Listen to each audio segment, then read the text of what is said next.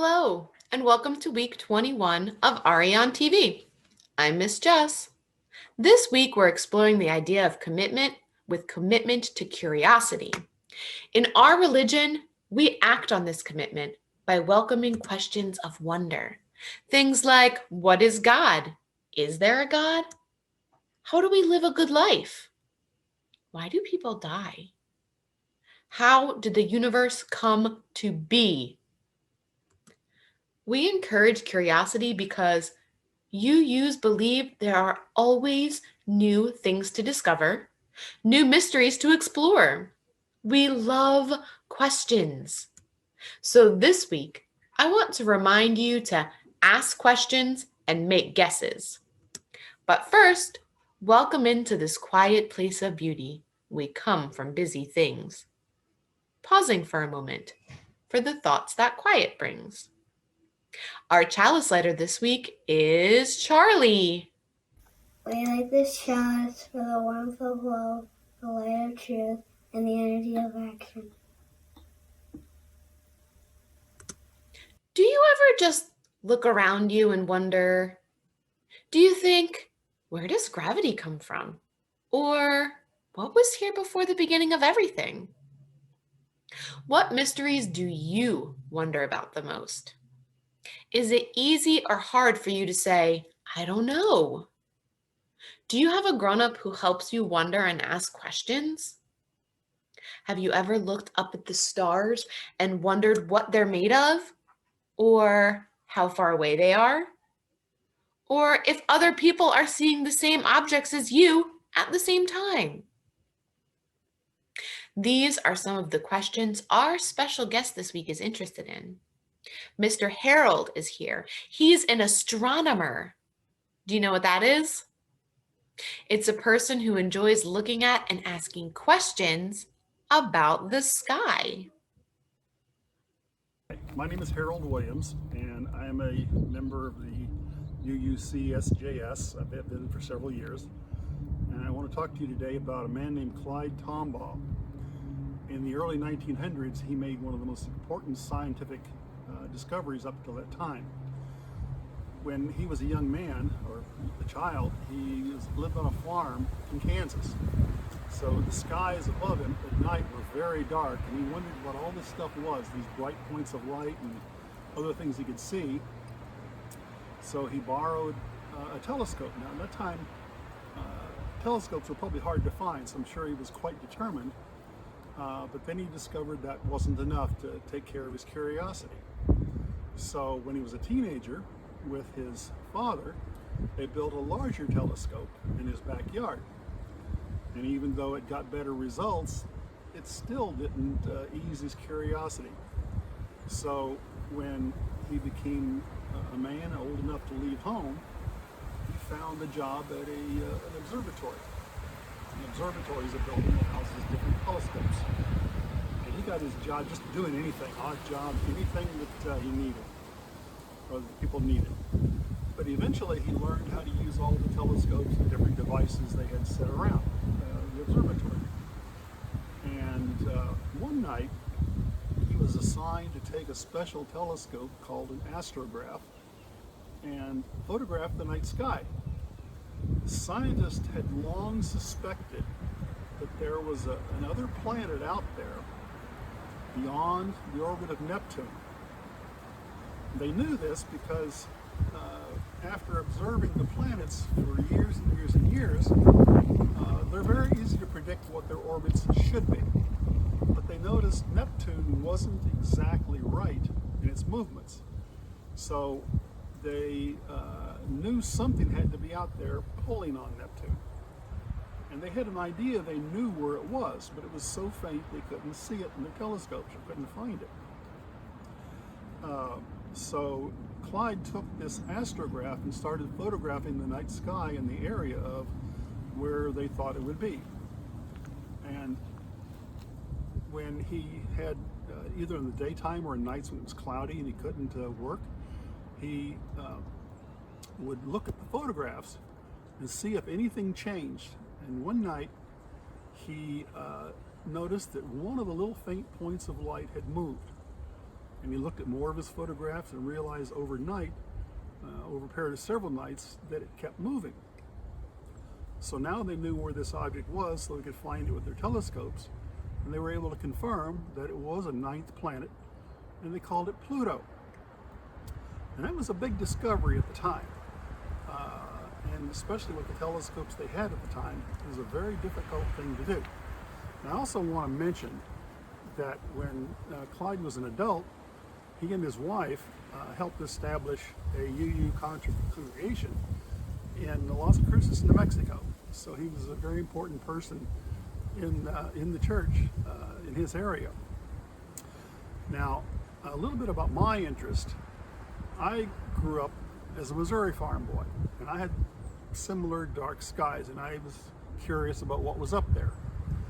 Now, I didn't have the ability to build a telescope, so all I had to look at the night sky was my eyes and my father's binoculars. But it was still amazing how much you could see.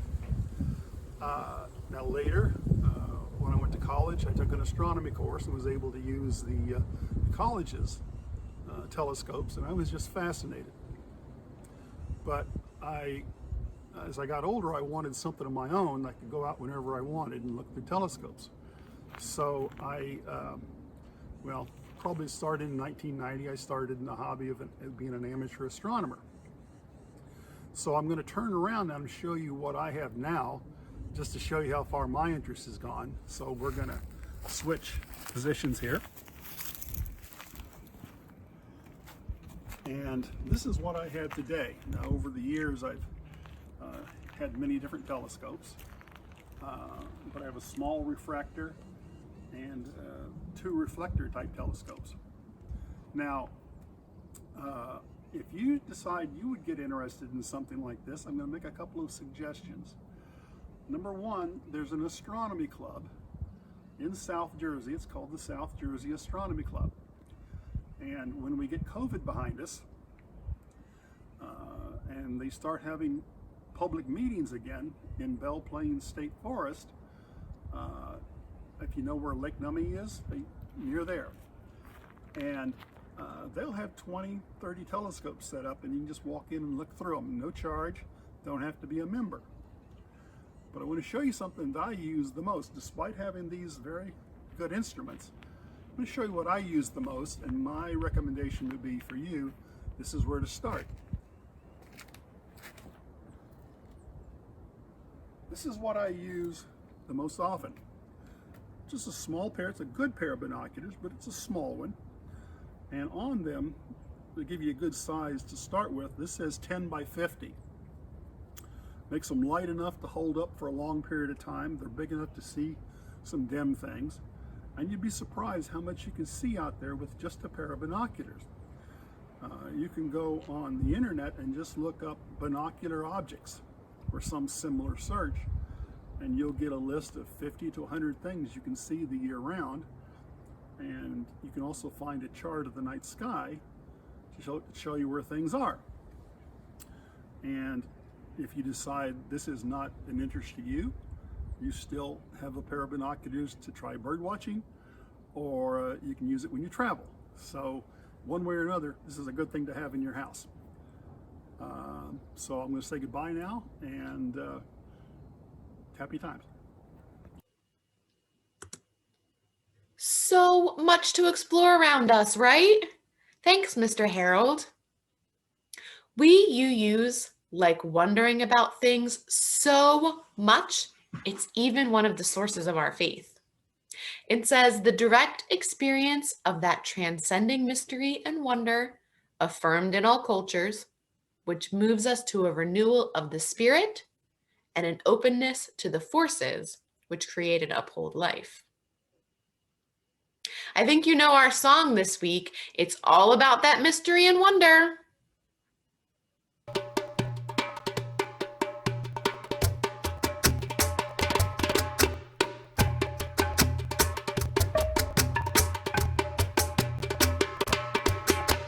Where do we come from? What are we? Where are we going? Where do we come from? What are we? Where are we going?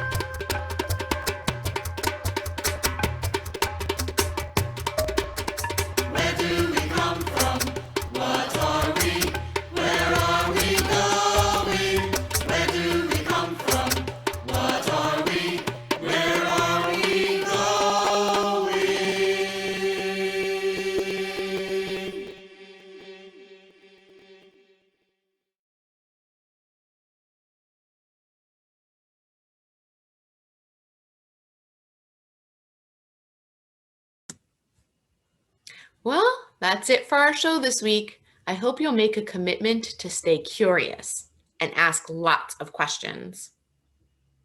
Will you say the words with me for extinguishing the chalice? We extinguish this flame, but not the light of truth, the warmth of community, or the fire of commitment. These we carry in our hearts until we are together again. Stay curious and support others as they ask questions. Remember that far from outlawing doubters and questions, our faith places them at the center. I hope you never lose your commitment to being curious. Until next time, blessed be my love.